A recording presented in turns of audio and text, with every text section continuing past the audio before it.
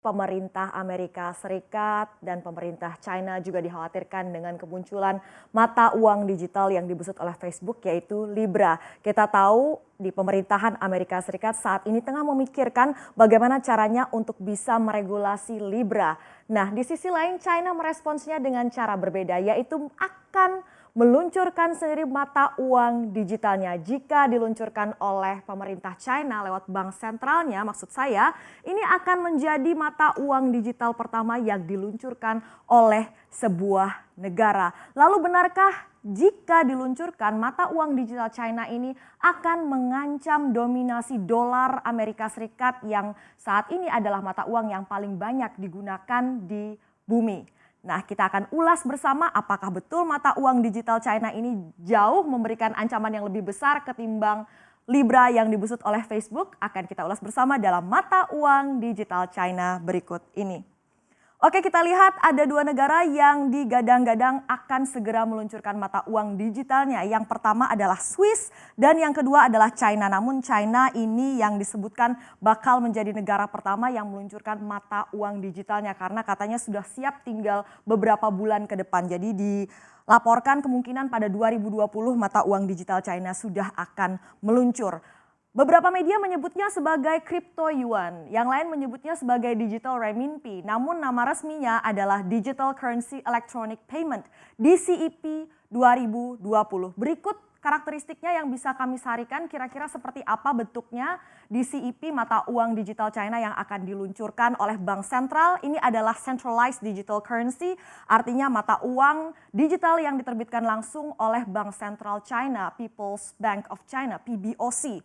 Jadi ini akan menjadi cryptocurrency satu-satunya yang resmi diterbitkan oleh bank sentral sebuah negara. Kita tahu China sendiri ini melarang Bitcoin dan kawan-kawan. Nah, China ini pintarnya dia melarang Bitcoin dan kawan-kawan, tapi dia menggunakan teknologi di belakangnya dan menggunakannya untuk kepentingan China, yaitu teknologi blockchain dan cryptographic yang nanti akan digunakan untuk digital currency electronic payment DCEP atau mata uang digital China ini.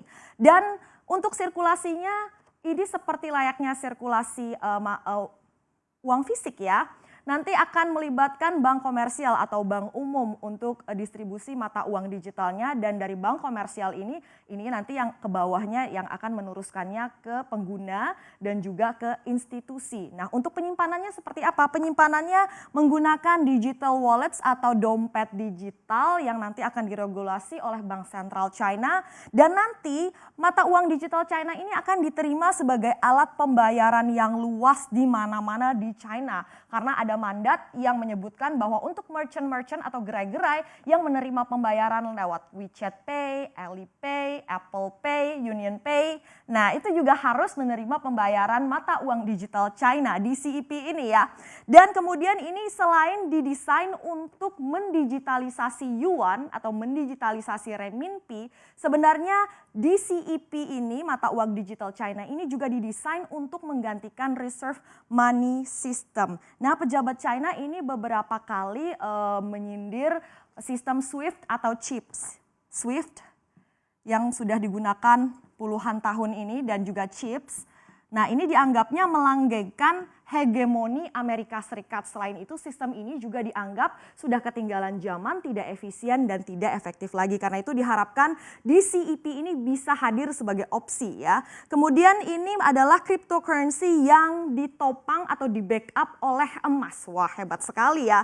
Karena kita tahu juga Anda mungkin mendengarkan berita belakangan ini bahwa sepanjang tahun ini Bank Sentral China ini memborong emas sepanjang tahun ini menurut World Gold Council. Ini Bank Sentral China sudah membeli atau mengumpulkan 550 ton emas. Jadi totalnya cadangan emas Bank Sentral China ini 1.948 ton per Oktober 2019 ini.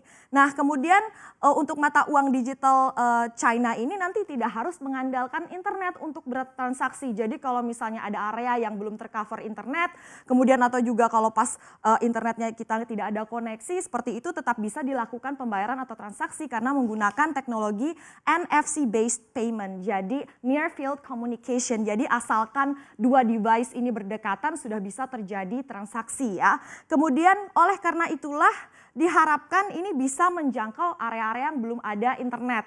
Di sisi lain, dompet digital untuk menyimpan mata uang digital China ini tidak harus terhubung dengan rekening bank. Jadi warga China yang tidak punya rekening bank juga akan bisa menggunakannya, sehingga diharapkan akan bisa mempercepat inklusi finansial. Nah, seperti ini kira-kira mata uang digital yang akan diluncurkan China dalam beberapa bulan ke depan. Kita lihat mengapa sebenarnya tujuannya China ini merilis DCEP, Digital Currency Electronic Payment, mata uang digitalnya.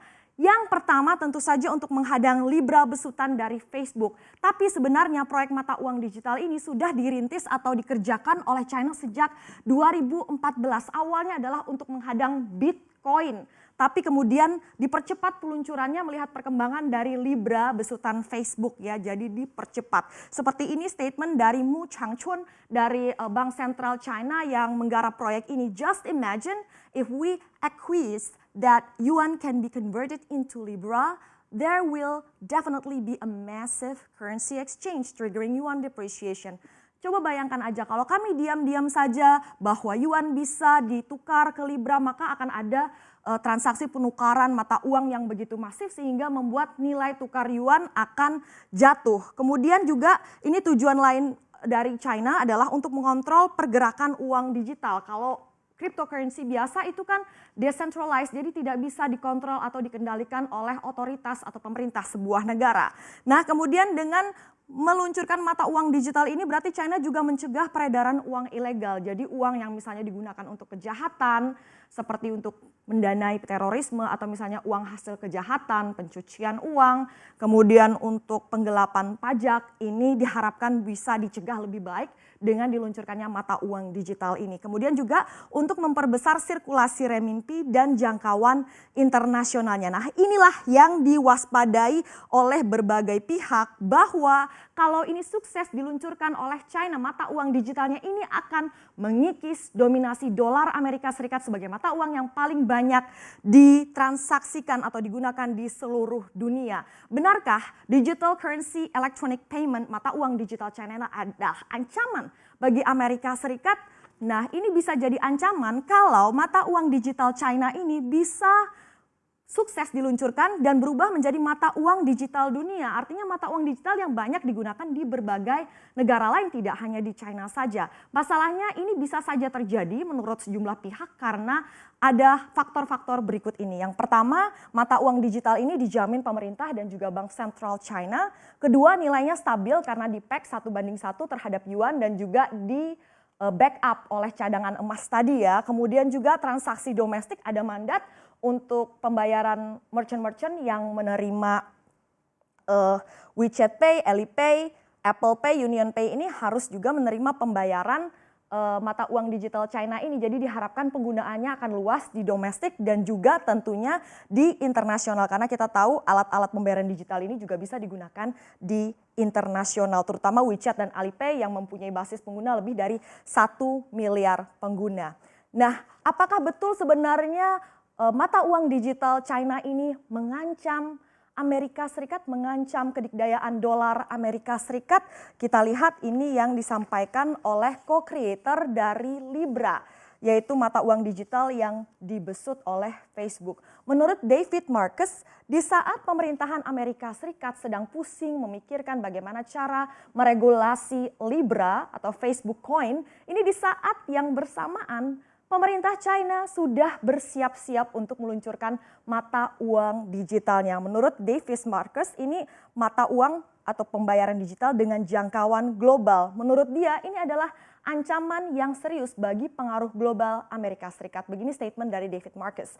The future in 5 years if we don't have a good answer is basically China rewiring a large part of the world with a digital renminbi running on their controlled blockchain. Jadi menurut dia kalau kita tidak punya jawabannya, di 5 tahun ke depan ini kita pada intinya ini adalah menyaksikan China mengganti sistem pembayaran internasional dengan blockchain yang dikendalikan oleh China menggunakan digital renminbi. Dan senada dengan apa yang diungkapkan oleh David Marcus ini, seorang ekonom Harvard, Profesor Harvard yang juga adalah mantan kepala ekonom IMF, Kenneth Rogoff ini memperingatkan bahwa mata uang digital China ini akan menjadi ancaman. Tapi dia mengatakan jawabannya bukanlah Libra.